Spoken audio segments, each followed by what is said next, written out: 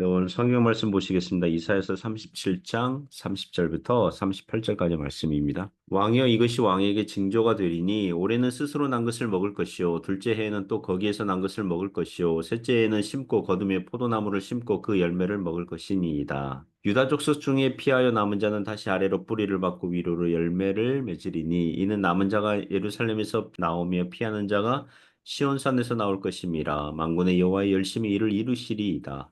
그러므로 여호와께서 아수르 왕에 대하여 이같이 이르시되 그가 이 성에 이르지 못하며 화살 하나도 이리로 쏘지 못하며 방패를 가지고 성에 가까이 오지도 못하며 흉벽을 쌓고 치지도 못할 것이요 그가 오던 길 곧 그 길로 돌아가고 이 성에 이르지 못하리라. 나 여호와의 말이니라. 대저 내가 나를 위하며 내 종 다윗을 위하여 이 성을 보호하며 구원하리라 하셨나이다 하니라. 여호와의 사자가 나가서 이 아수르 진중에서 18만 5천인을 쳤으므로 아침에 일찍 일어나 본즉 시체뿐이라. 이 아수르의 사내립 왕이 떠나 돌아가서 니느웨에 거주하더니 자기 신 니스록의 신전에서 경배할 때에 그의 아들 아드람멜렉과 사르셀이 그를 칼로 죽이고 아라랏 땅으로 도망하였으므로 그의 아들 에살핫돈이 이어 왕이 되니라. 아멘. 네, 오늘 기도응답, 기도응답 이런 제목으로 하나님 말씀 증거하겠습니다. 오늘 성경 말씀은 아수르의 공격 위협에 대해서 히스기야 왕이 하나님께 구원을 위해 기도하니까 하나님께서 이사야 선지자를 통해서 기도응답하여 주시는 그 약속을 주시는 그런 대목입니다. 그 기도응답 내용은 전쟁으로 피폐해진 나라의 회복과 아수르 왕이 후퇴하게 될 것과 아수르 왕의 죽음에 대해서입니다. 몇 가지 교훈으로 은혜를 나누고자 합니다. 첫 번째로는 우리 하나님은 믿음을 회복하시는 하나님, 예, 우리들의 믿음을 회복하시는 하나님이십니다. 30절부터 32절에서 교훈하는데요. 먼저 30절 보시면 그 농사의 회복, 농사의 회복으로 이제 회복 약속하시는데요. 왕의 이것이 왕에게 징조가 되리니 올해는 스스로 난 것을 먹을 것이요 둘째 해는 또 거기에서 난 것을 먹을 것이요 셋째 해는 심고 거두며 포도나무를 심고 그 열매를 먹을 것이니이다. 올해와 둘째 해, 그 당해와 그 다음 해에는 스스로 난 것을 먹을 것이요. 지금 전쟁으로 땅이 망가지고 피폐해졌잖아요. 그래도 그 남은 곡식, 과일나무, 거기에서 어찌어찌해서 그것으로 먹고 살 수 있다는 거죠. 그러나 셋째 해에는 심고 거두며 포도나무를 심고 그 열매를 먹을 것이요. 그러니까 셋째 해부터는 농사가 정상적으로 작동이 될 것이다. 그렇게 회복하실 거라는 거죠. 자, 농사가 그렇다면 백성들은 어떻게 됩니까? 31절, 32절 보시면 유다 족속 중에 피하여 남은 자는 다시 아래로 뿌리를 받고 위로 열매를 맺으리니 이는 남은 자가 예루살렘에서 나오며 피하는 자가 시온산에서 나올 것임이라. 만군의 여호와의 열심히 이를 이루시리이다. 이 구절에서 남은 자는 아수르 군대의 공격에서 살아남은 자들, 피하여 남은 자들이죠. 그들은 마치 그 뿌리 식물, 뿌리 채소들처럼 아래로 뿌리를 받고 위로 열매를 맺는 것처럼 그렇게 될 거라는 거죠. 그 이스라엘 땅에서 재배되고 있는 뿌리 식물, 뿌리 채소 이렇게 검색해 보니까 고구마, 감자, 무, 당근, 순무, 비트, 우엉, 양파, 뭐 연근, 샐러리 뭐 등등 있더라고요. 그와 같이 남은 자들이 그렇게 나올 것이다. 구약의 남은 자 사상 그 개념은 회개하여 구원받은 백성들입니다. 아수르의 공격으로 어, 살아남은 자들, 두려움과 상함을 입었으나 살아남은 자들, 그리고 나중에는 바벨론이 유다를 망하게 할 거고 포로로 끌고 갈 것인데 포로에서 돌아온 자들, 그들에게 남은 자라는 명칭을 붙여줄 겁니다.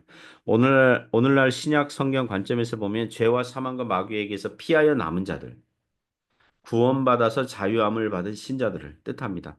그들이 어떻게 구원을 받았고 피하여 남은 자들이 되었습니까? 32절 말미에 보시면 만군의 여호와의 열심히 일을 이루시리이다. 만군의 여호와의 열심히 일을 이루시리이다.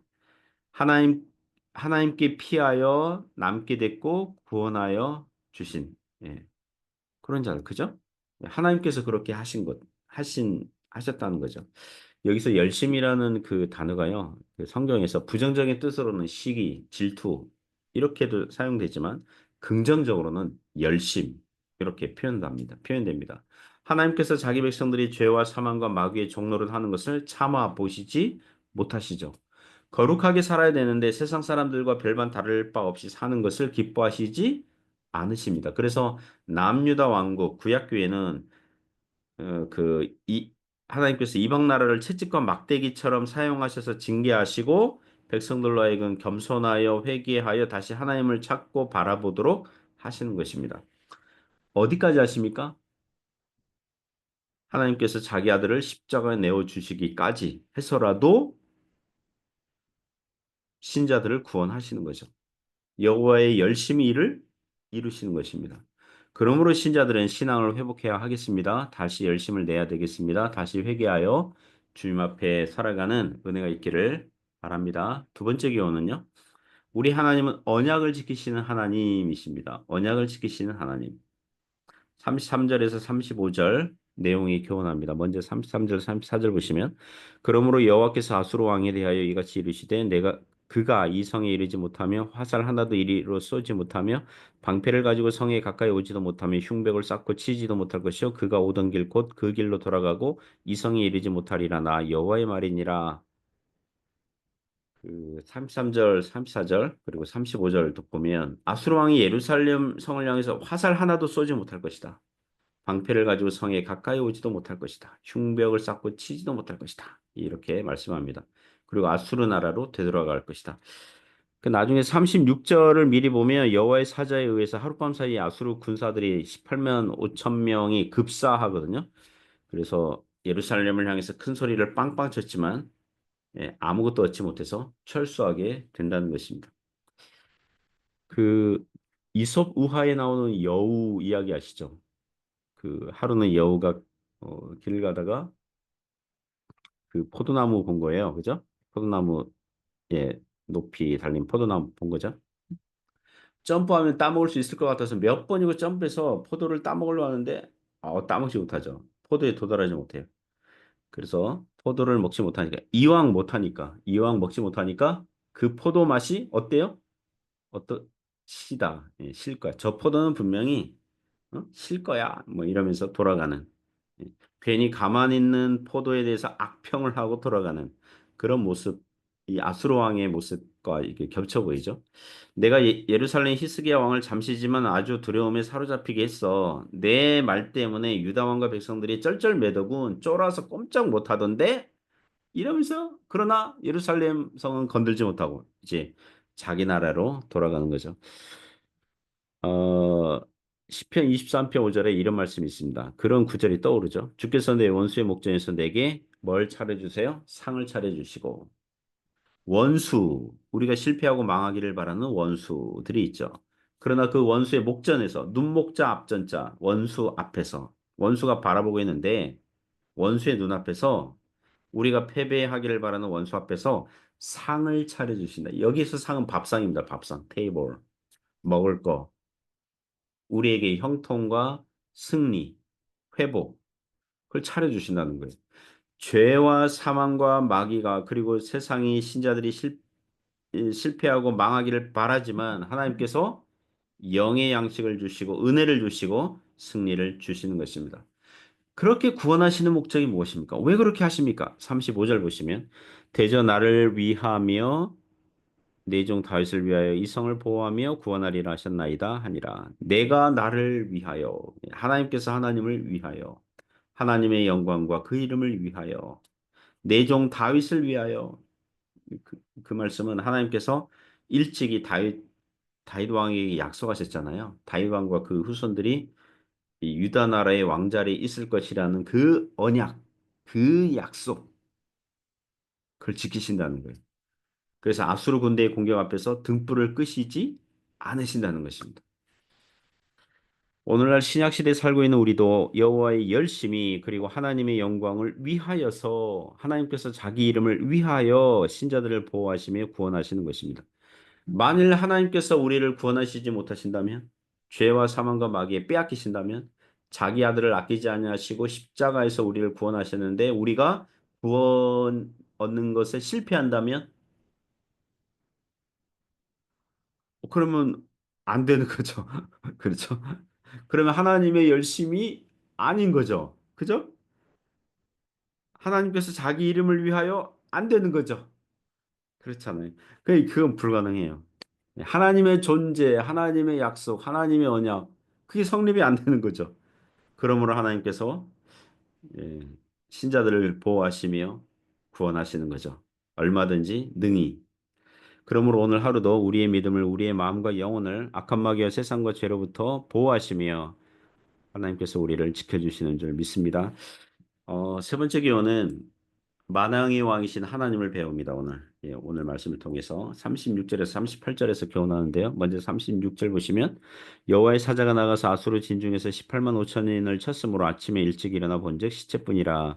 여호와의 사자가 나가서 천사가 나가서 아수르 진중에서 하룻밤 사이에 18만 5천 명을 쳐서 죽였다는 거예요.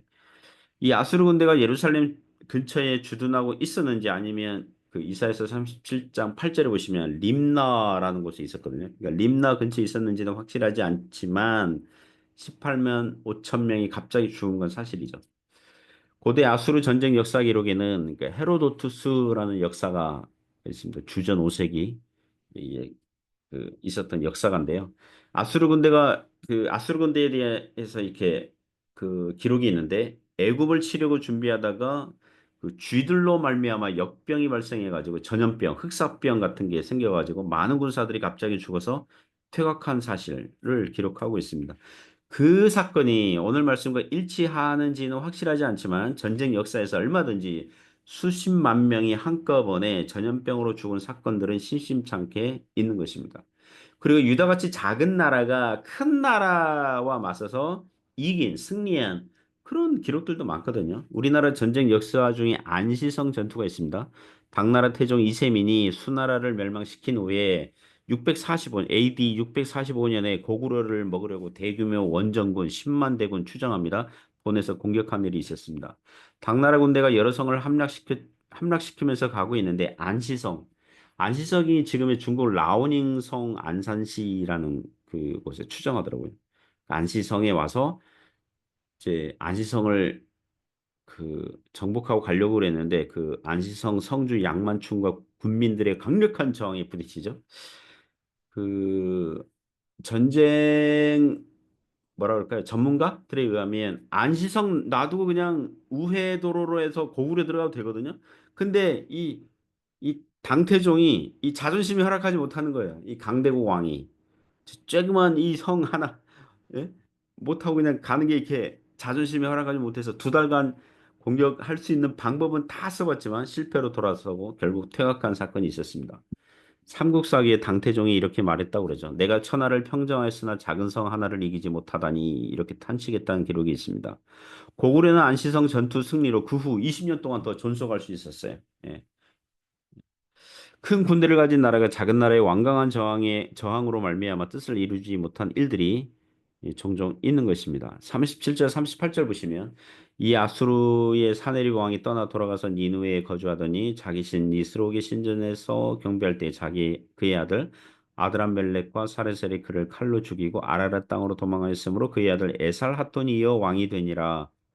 37절, 38절에 나오는 사건은 아수르 사네립 왕이 니느웨로 퇴각한 다음에 발생한 사건이거든요. 자기 신전에서 암살당한 사건을 다루고 있습니다.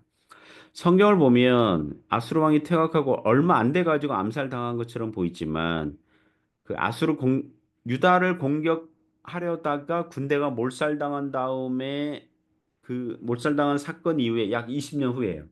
역사 기록에 의하면 약 20년 후에요.